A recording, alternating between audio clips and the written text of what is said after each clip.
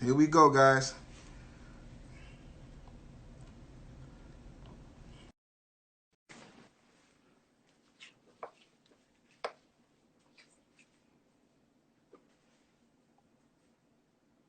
Here we go. Here we go. What's going on, Mr. Green? What's happening? Let me get right. Give me 1 second. Let me get right real quick. Okay, okay, okay.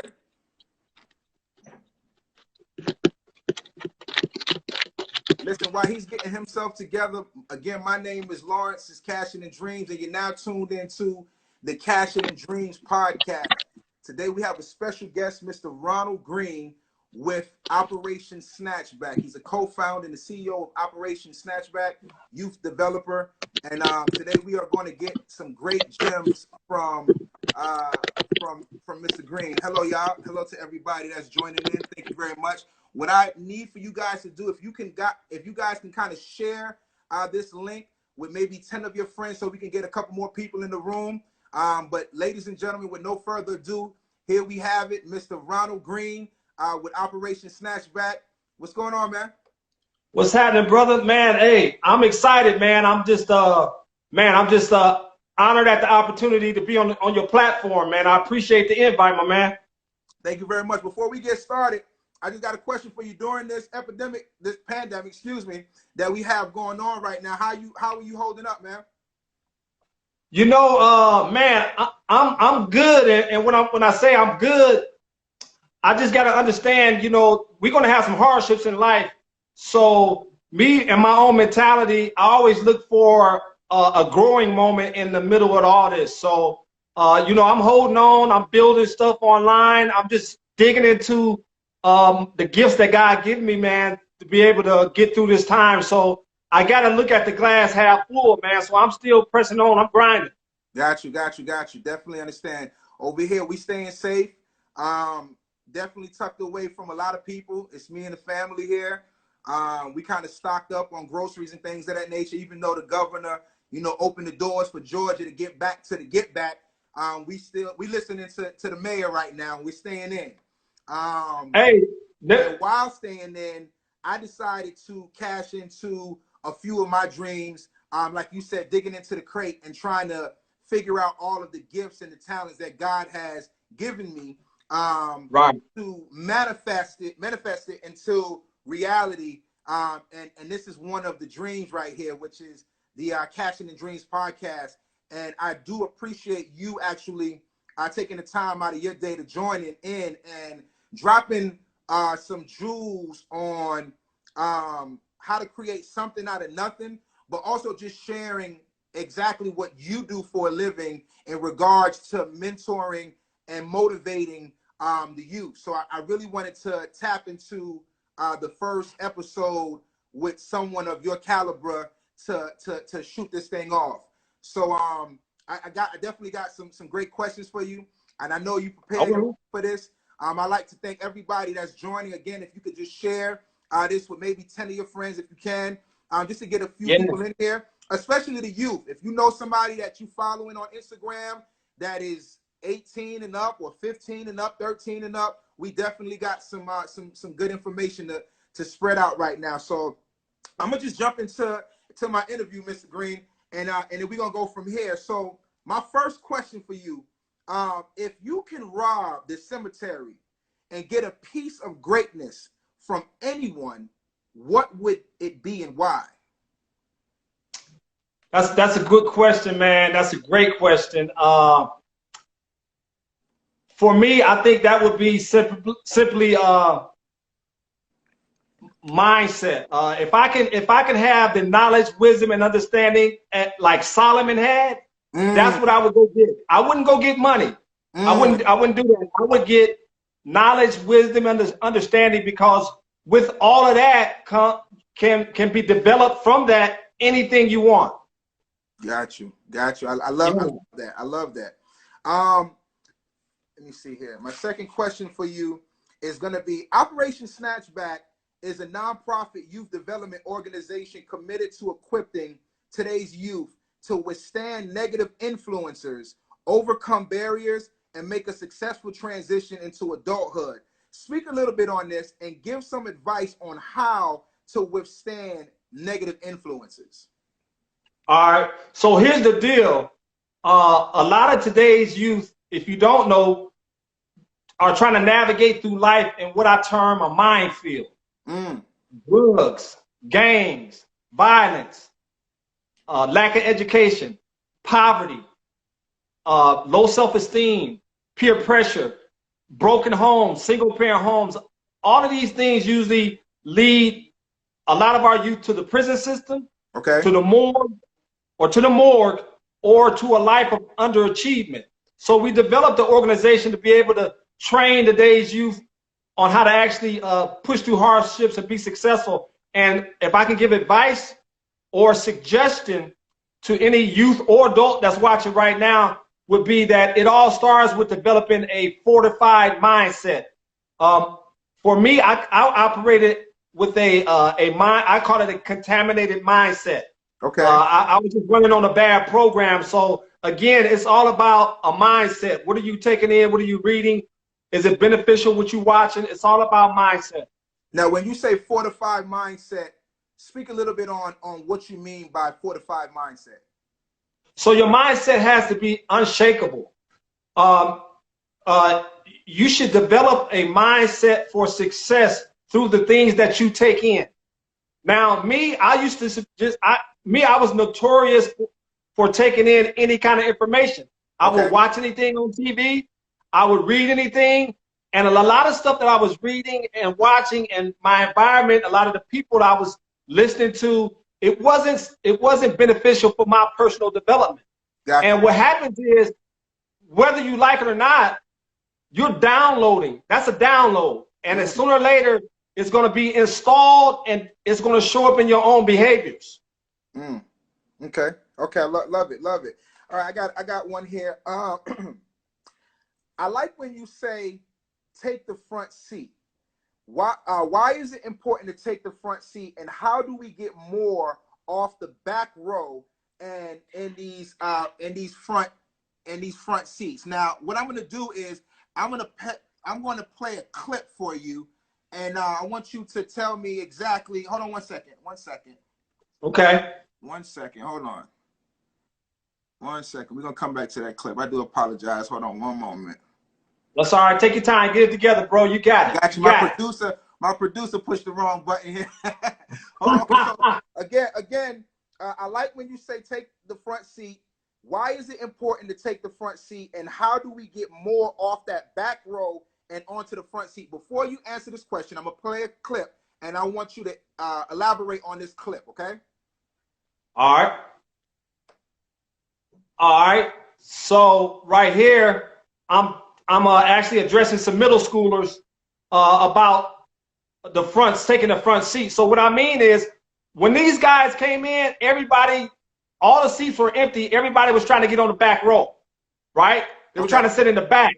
So I challenged them. I told them, so listen, I said, hey, listen, whenever you enter a room and you're about to learn something and there's empty seats, take the front seat. Always take the front seat. And you should do that because what happens is, over time, our environment a lot of times tells us when we walk in the room to take the back seat, just skate by. Let's just keep our head above water, see if you can go unnoticed and get through this class.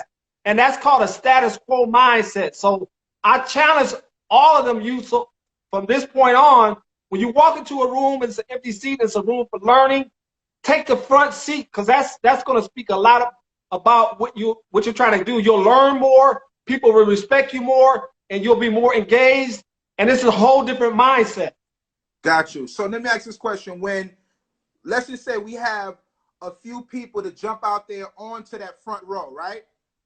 Yeah. How do we get those children or the youth that's on the front row to grab some of those people that's on the back row? How can we shift the youth mindset that took that stand and sat down in the front row to shift their mindset to grab some of those back row people? How can we do that? All right, so it takes training, and that's a part of leadership.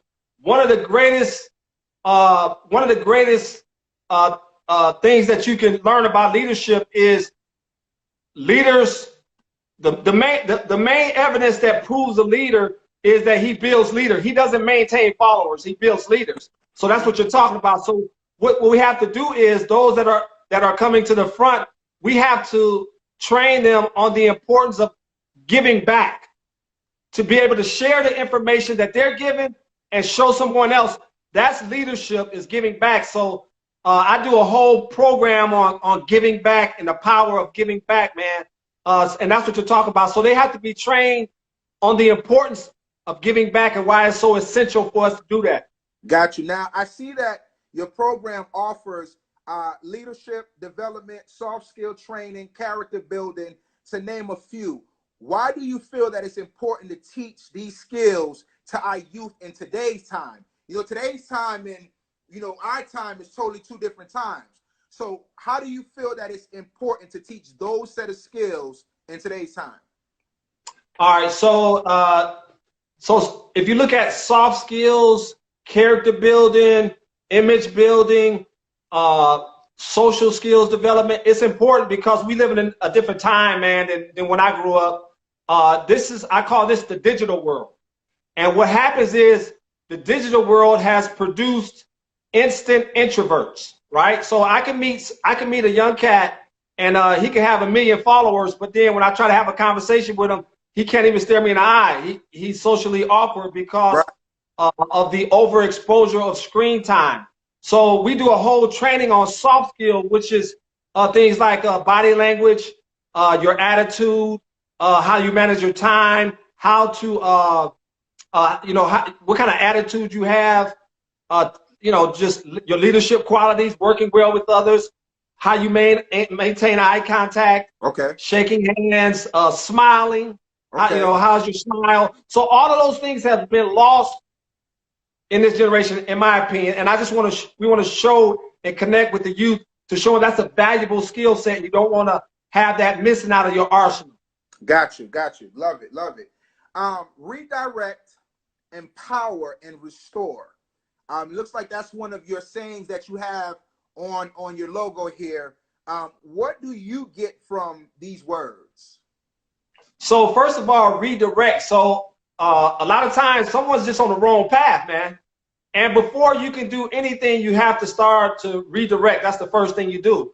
And how you do that could be several ways. You do that just by building a relationship first. But a lot of times you need to be redirected. I'm saying we because me too. This all applies to me too. Right. So once you redirect, then you have them. Then you start to empower. Empower is just giving them a new philosophy, a new philosophy of life, something different from what they've learned or are doing at that time. So you pour into them and give them a different system. And once you empower, then you just restore them. They're ready to go out. They're restored. They're ready to go out and duplicate what you've taught them. And then it's just a whole snowball effect. Got you. Love it. I heard someone say, just because you exist doesn't mean you will be successful in life. What is your definition of success, and what do you think about what I just said? You know what? I didn't hear that quote, that statement all the way. Could you read that again? Okay, it says, I heard someone say, just because you exist doesn't mean you will be successful in life. What is your definition of success, and what do you think about what you just heard? All right, so I think that's very true. You have to work on being successful. Okay. And I don't think even people who are born maybe from an affluent family who has a lot of different material things and on the outside looks good, that's not success. You have to work on being success. And for me, success is just being in that place where you're operating in your purpose in this world. Okay. You're impacting others. You're happy. You're success. That's success. Is operating in your natural talent, ability, and purpose for being here. That's success. Got you. Okay. Let me ask you this question. If you can go back and talk to the 25 years younger you, what would you say to him? I would say That's a good one. I would say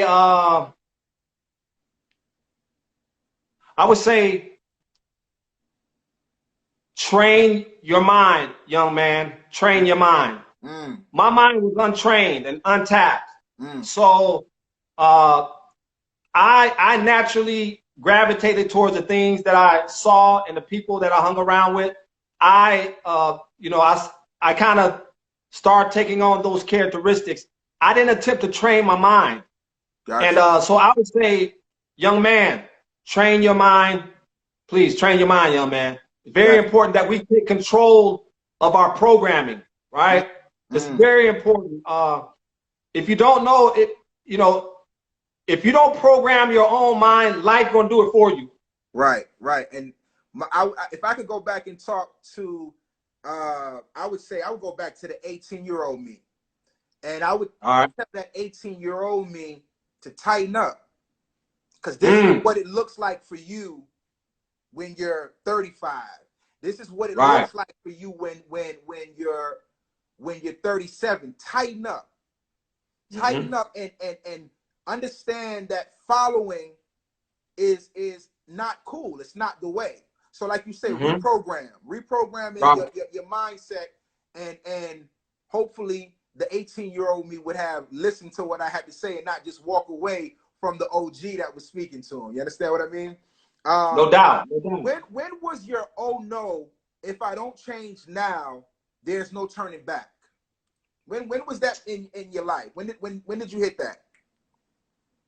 Or did you hit that? Man, I was actually I was in the woods. Okay. I was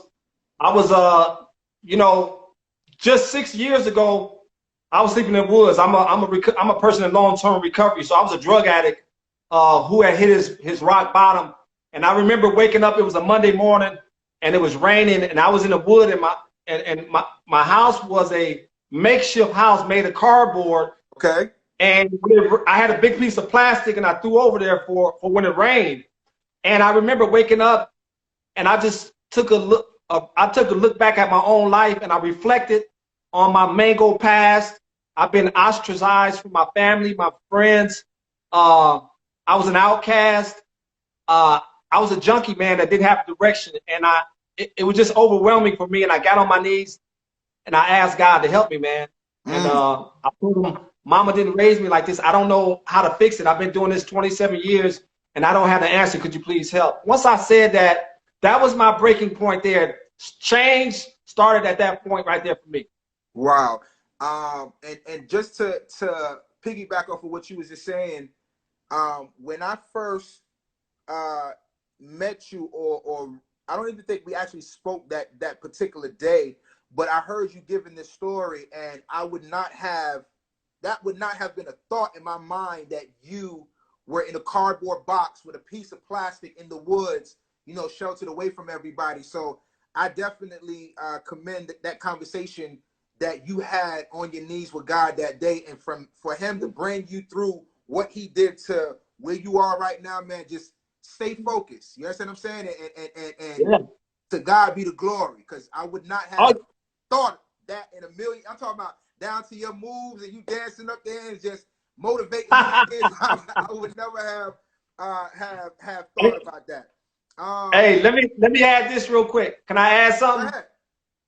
I just want to add this real quick. You're right. It's nothing that I did, man. I was beyond human aid, right? I was beyond human aid. It took a power that was of another world, man, to help me. And I got on my knees and asked him, man. I was the guy holding that cardboard sign, man, at the intersection, man. That everybody know, whoever on the live, they didn't see that guy. Yeah, right. That was my life, man. So I was beyond human aid, man. I needed a supernatural intervention, man, and that's what happened to me, man. Wow. Again, to God be the glory. What is Ron Green's dream, and how does he cash them in? Okay. So my dream is number one, it's not even about me. That's my dream is to develop, manage, organize, and spearhead the greatest youth development organization in the world. Right? That's it right there, man. And I do that I accomplished that by grinding every day, grinding, connecting with other people, building relationships, building rapport, staying focused, leading. That's how I do it, man. Continuous grind, man. Got you. Speaking of connecting with other people, one of the things that stuck out with me at the second annual Cobb Youth Award ceremony that you threw at South Cobb High School, I attended. You had a few powerful speakers. One that stuck out with me the most was the Cobb County District Attorney. I believe her name is Joette Holmes. That's correct. How important is it for you, for a nonprofit youth organization, to build relationships with people and other organizations? All right. So real quick before I answer that, I need to do my due diligence here. Looks like my wife just joined, so I gotta recognize her because I don't want the couch tonight. So hey, baby, how you doing? and also my daughter joined, I believe, too. So hey, baby girl, love you. Okay. All right. So on a scale of 1 to 10, how important is it to collaborate with other organizations and other people? It's a 10. It's a 10. Your nonprofit will not flourish if you do not build relationships with other organizations, with other businesses, with other pillars of the community. It will not work. You have to do it. It's a must. Got you. Okay.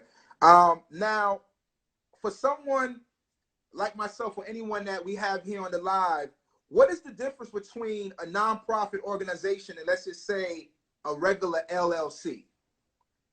Okay. So a LLC is usually just a business. It's a limited liability company, which means it's a for-profit, right? So you can make profit. And if you incur a lot of debt, then they cannot personally go after you. They have to go after the LLC. That's limited liability. So it wouldn't be on you as a person in your own personal finances.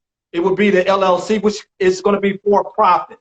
Okay. Now, the difference between that and a nonprofit is what they call a tax exempt organization. So nonprofits are not for profit.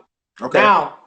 Now let me make something clear. A lot of people say nonprofit, so that means there's you don't make any money. That's not what that means. So okay. Nonprofit is a business. Okay. And you have to manage it as a business, or it will fold and dissolve. Okay. So nonprofit, the difference between nonprofit is the nonprofit. Then there's two kind of nonprofits. There's just a regular nonprofit, and there's a 501c3 nonprofit. Talk that talk. Now, a regular nonprofit is just saying, hey, this is an organization and we're not for profit. However, that does not give them a tax exempt status. They're just a regular nonprofit. They don't have access to being tax exempt. Okay. Now, when you do a nonprofit under the 501c3, that means the IRS has recognized your organization as being tax-free or tax exempt. Gotcha. Also, it means that you're able to accept charitable donations. You're eligible for government grants and things like that. So if you look at a lot of donors, if you're a nonprofit and you don't have your 501c3, they won't even look at you sometimes. So make sure you understand that. So that's the difference between nonprofit and LLC, if that makes sense. Gotcha. I got someone saying almost like a Red Cross is what someone just threw out there. For someone that wants to start a nonprofit, it's been their dream, their mindset is locked and loaded, they shoot. At this point, what advice would you give them? I would say let's start at the ground level, get boots to the soil. So the first thing I would do is find out what you want to do and how you want to operate it in that space. So I would say the first thing you need to do is put it on paper. That's the first thing. Okay. On paper. And once you figure your what area you want to operate in, think of a name. Okay? Think of a name. And then what you're going to have to do is you're going to have to go do a name search from the Secretary of State. a name search. Once you do that, then I would strongly suggest you go ahead and apply for your 501c3. And just a word of advice for me or a suggestion, I did not do my own 501c3. I hired or I outsourced that and hired somebody else to do that because it's a lot of IRS language. And it takes a while to come back, sometimes 6 months to come back once you send off for it. And if there's a mistake or 2 or 3 or 4, then you have to fix it and then send it back off. So it can be very redundant. So you might want to just hire somebody. I think that'd be the best route to go, unless you know the IRS verbiage very well. I definitely get it. I'm gonna post a picture up, and I want you to tell me what your thoughts are in this photo. Okay, here's this picture. What is your thoughts? You're in a room, whole bunch of empty seats behind you. What are your thoughts? What's going on through your mind right here? Boy, hey, you threw one at me right here, bro. You went back on me right here. You went back. You dug in the crates for this one. I did. All right. So let me set the stage real quick. This is the first major event we ever did. Right. So I remember being nervous. Right. Okay. But this was like a couple of days before we were just doing the run through and stuff. And right now, with my arms out, what I'm thinking in my mind when I took that picture is, I have an opportunity to impact the world when we do this event. That was what's going through my mind, is an opportunity to be able to pour into people and to change their trajectory and be able to impact them in a way that would show up in their lives. If you could go back to this day, what would you change for this particular day? What would you change that day? I wouldn't change anything, man. It was a lot of stuff that didn't go right. Right. And there was a lot of stuff that went right. Okay. But I wouldn't change anything because it's necessary for me to fall and trip so I can get better. Right?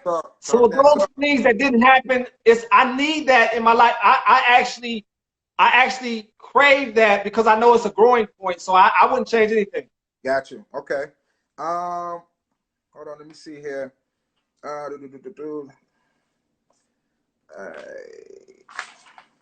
Got some great questions, man. Great answers, man. What does Operation Snatchback mean to you? What does that mean to you? Well, let me say, first of all, it means everything. Secondly, if you break it down, the word operation, when I look at operation, I look at it as a procedure, right? Okay. So kind of think of you're in a hospital and someone's having emergency surgery.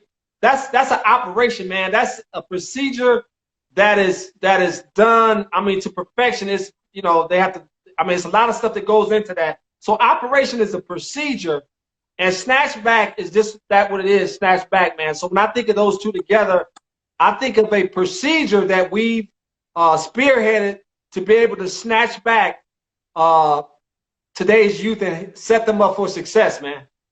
Love it, love it. You offer a youth alliance training where 90% of parents attend. How important is it for parents to be a part of these type of events? And what can parents gain from the Youth Alliance training? All right, here we go right here. So we did something very creative with our programs. We did something very creative. What we did was this Youth Alliance, it's both youth and their parents in the same room as we train. Now, most people say, excuse me, most people say you can't do that because kids or youth or young adults will not open up in front of your parents. Well, I've heard that a lot. But I did it. Well, we did it anyway, and the results were phenomenal. What happens is, if you're a parent watching, parents, we have to be involved in the success of our youth. That's not negotiable. We have to be involved to a certain degree.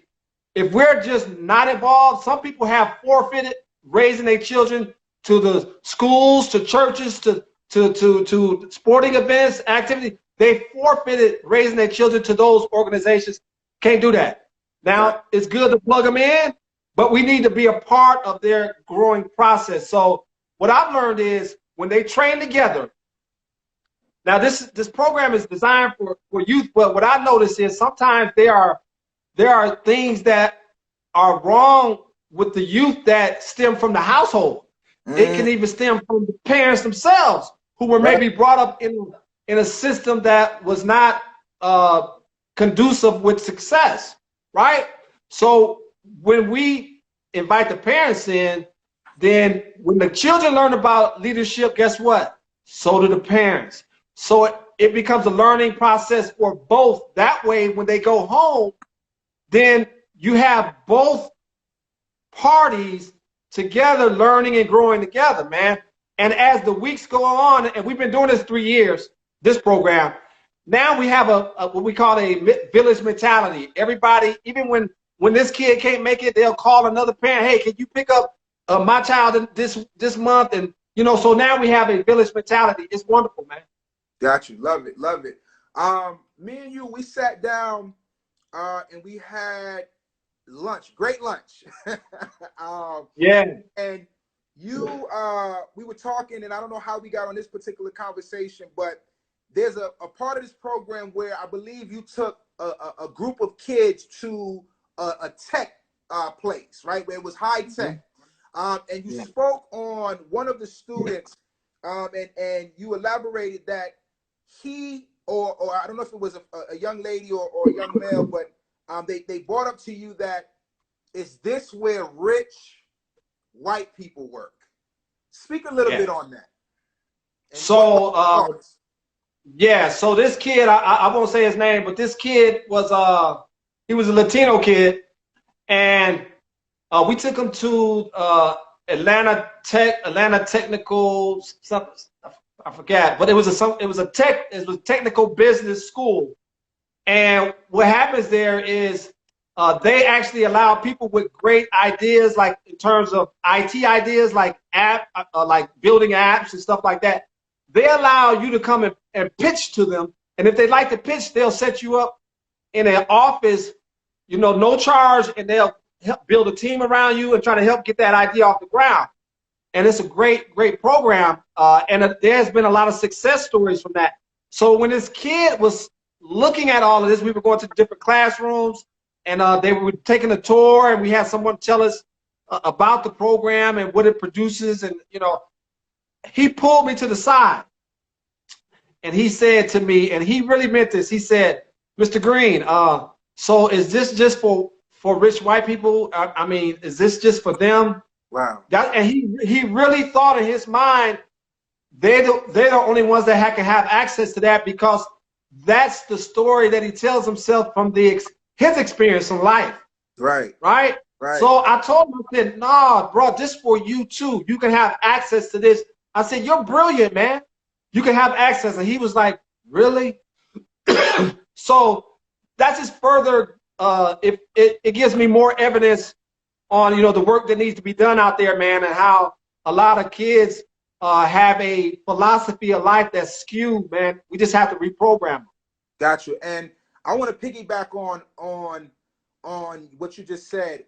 While being out, I'm a ride share. I'm not going to throw out the name of the ride share company that I'm affiliated with, but I do ride shares, right? And yeah, I want to say, when the difference between African American, Latino, whites, and Asian youth, when whites and Asian children or youth get in the car, and I ask them a question. Let me ask you this: when you graduate high school and go off to college and you finish 4 years of college, what is your yearly salary going to look like to you in 4 years? After the 4 years of college, whites and Asians, you know what they answer? What's that? No less than $1 million. That's their mindset. They say no less than $1 million. African American and Latino, when they get in the car, they give a number, and that number might be 50,000, 40,000, 30,000, and this might be just, you know, from conversations that they hear around the house, maybe what you say, what they see on TV or Instagram or whatever it is that they're looking at, but they always give a specific dollar amount where that white and Asian group, I promise you, no less than $1 million. That is crazy. So when you said that to me that day, when you said that he was like, is this where rich white people work?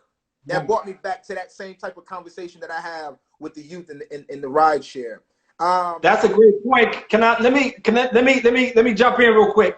You know, you're right, and it's all about what they've been taught in their mind, what they see in their environment, what they believe that they can do.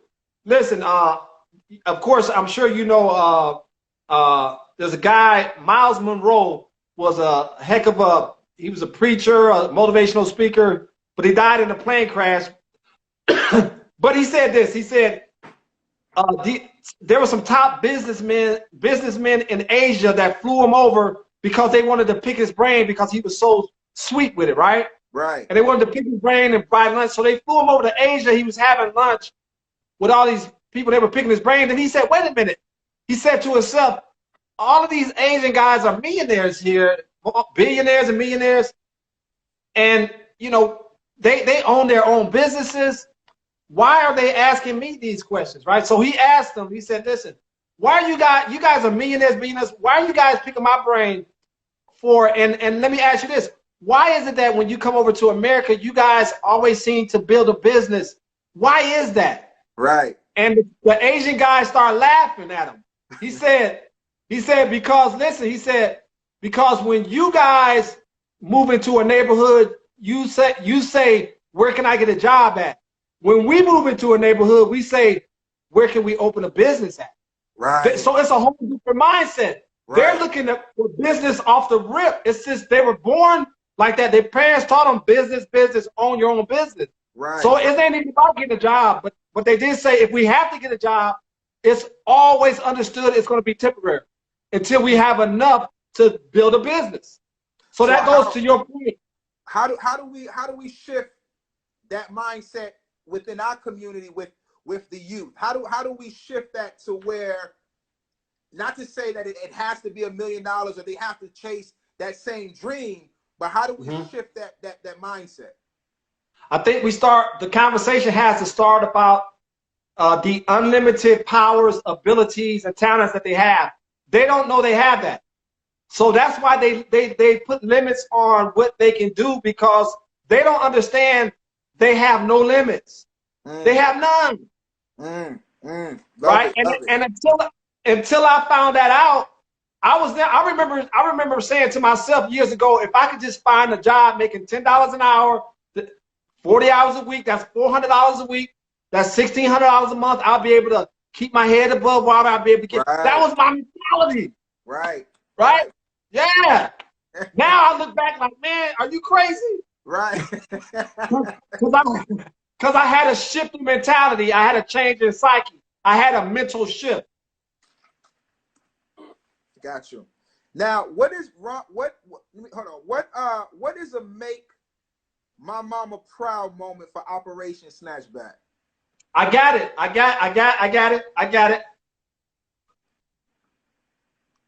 So you know the youth awards that you attended, the Cobb Youth Awards? Great event, by the way.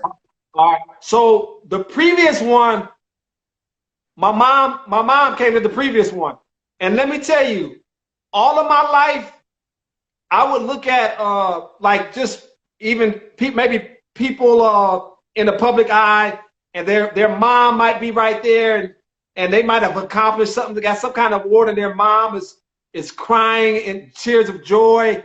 And I remember being in my active addiction, and I would start crying because I said, man, I wish I could make my mama proud like that. And I always had a desire to, like, how can I just win something or do something and recognize her? So when she came to the Youth Awards, I was able to I just stopped the whole program. I said, I want everybody to recognize my mom. And my father flew in too. Wow. And they stood up. She used to be crying, worrying if I was going to be dead. No one knew who I was. I was living like a maniac, and she was praying. I remember all those times. But that night, she was crying, but not crying tears of sadness. She was so proud of her son. That's that moment for me. Wow. I love it.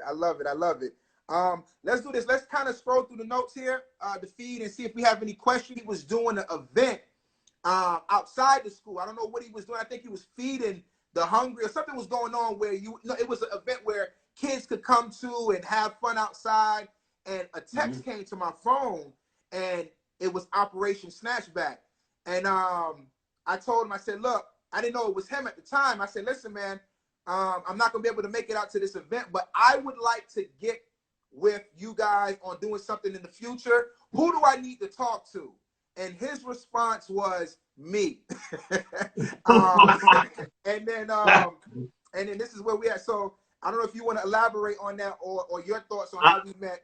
But I'm gonna elaborate real quick. We got some more questions, but I'm gonna elaborate real quick. Listen, like he said, when you came to the event, you have everything was free, but they thought it was free. But I got that contact info from you, though. I had to have that. All right, let's look. Let's see. We got some more questions. Hold on. When you started, how did you get your message out to support your dream? All right, that's a good one. I'm gonna be real quick. I know we got a few questions in there. So the number one thing I did was I networked. So I became a member at the Cobb Chamber. So it's always good to become a member at the chamber, whatever chamber, Atlanta Chamber, Cobb Chamber, Cherokee Chamber, Chamber of Commerce. That's a good mixer. You meet people. I was always up in front. I would knock on the door at the school. I said, listen, this is who I am. I need to talk to the principal. You know, I'm talking about, I was like, you have to make connections. You have to ground to the soil. I mean, boots to the soil, ground zero. You got to get moving. So you got to connect with people. You can't do it by yourself. It's going to take you to connect with people to do it. So that's how I did it. Love it. Love it. All right. We got a question here from Green Shelly Pepper. After you prayed for God's help, what was the next thing you did to enforce change and get off of the streets? Good question. All right, good question. As soon as I said that prayer, the very next thing I did was find my way to a treatment center. I got professional help, and I changed the people I surrounded myself. That was the first two things I did. I changed the people who I surrounded myself with, and I went to a treatment center. That was the next two steps to affect change. Love it. Love it. We have a question here from, and I do apologize if I'm pronouncing the name wrong, Sunyaka. That's my wife. That's my wife. Okay. She's at, that's Sunny, aka. How do you pronounce the name? It's her name is Valerie. That Sunny, aka. That's a whole different. Okay. She's an aka. Remember, you don't want to sleep on the couch tonight, bro. Right. Her question is, so, where do we go from here? Where do we go from here? All right. So from here we build out a system that's going to produce global snatchback facilities and programs across the world. So that's where we go from here. We build out. What they call it, vision casting. So we cast vision. Now it's a great time to do it too. You know, I'm gonna tell you, like, and my wife knows, I'm gonna tell you this time right here, you know, you got some people who are gonna react. You got people who are gonna react two ways when a pandemic hit. You got a person that's gonna say, uh-oh, woe is me, why is this happening? Oh no, we're all doomed. And then you're gonna have the other person who sees opportunity. So listen, I just purchased and my wife, she's gonna be laughing.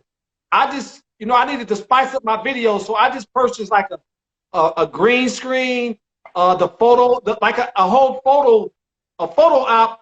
You know, I got the lights. It looks like a professional photography when you go into my garage because I'm developing, man. I'm developing during this time right here. So I love. Is that what you use for your last couple of videos that you posted? Yeah. I love it. I love it. Keep coming with those. Okay, I definitely love what you got going on. I appreciate it. Do we have any more questions? Let me see. Someone says here, Mr. Green is really great with the students at Garrett Middle School. We just want him to know that we greatly appreciate him and all he does for our students. Great job. Great job. Hold on. Let me chime in. I know who that is.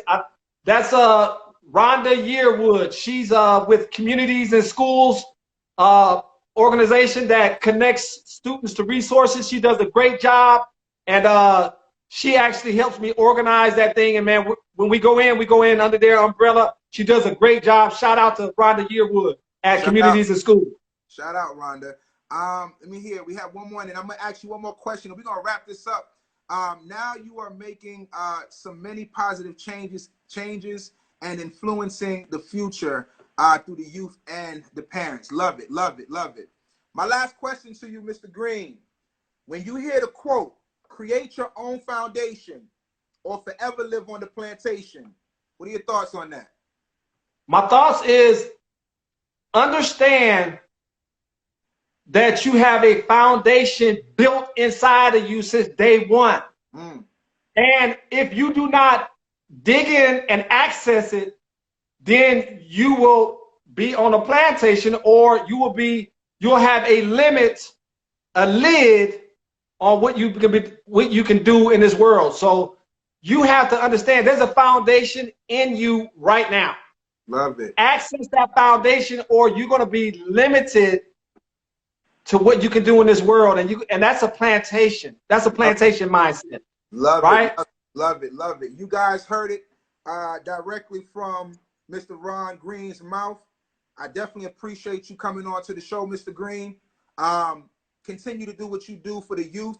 I would love, again, I know we sat down before all this took place. I would definitely love to step in and do some work with you and just see you in motion outside of just giving out awards. We definitely gonna do that. Still got my jersey that you gave me, ready to go. So I really appreciate you coming onto the show.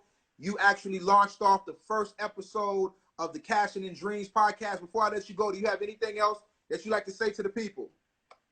Yeah, so I got two things. Well, yeah, couple things. Number one is first of all, I want to thank you for allowing me to be the first to kick off, to be the first speaker here on your platform, man. It's an honor. You're a good dude, man. And if y'all don't know him, get to know him. That's a good brother right there. I appreciate that. Thank you. Number two is I want you guys, the audience, I appreciate you chiming in. Y'all can be doing 1,000 different things, even in the COVID-19 situation, but you chose to be here, and that speaks volumes, and that speaks a loud language without you saying anything at all. What you're saying is, hey, man, we care. How can I be a part of the solution and not the problem? We're all in this together. So thank the viewers. And one last thing, if you want to know more about Operation Snatchback, you can come to our website, visit our website at www.snatchback.net, or you can get us on Facebook at Operation Snatchback Youth Development, or you can get us right here on the IG, Operation_Snatch_back. Come on and like our pages, give us support. If you want to, if you want to volunteer, you want to get your kids involved, we all in this together, man. Thank y'all, and reach out and like all my pages, like them all. One more question before you go. I want to go ahead and give this man the floor. What he did was he put his message in the actual message box, and he said, what can I do with my kid to start giving him a mindset of a leader? And I believe his child is about 3-4 years old, if I'm not mistaken. So what would you give him? Let's leave out on after this question.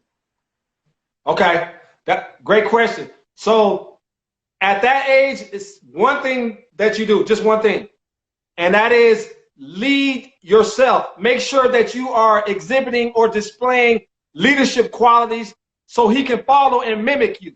At that age, he's just looking to see, he's gonna mimic everything you do. So it's critical that you display leadership in everything you do at his age. So make your right moves, understand what you're doing, and understand he's always watching. I remember my son, I used to be watching TV, and he was maybe like 5 or 6, and I would cross my leg and he'd cross his leg. I go like this and he'll go like that. All they're gonna do is mimic. So at that age, really not much you can say, but just be the leader so he can mimic that. Love it, love it, love it. It was a pleasure.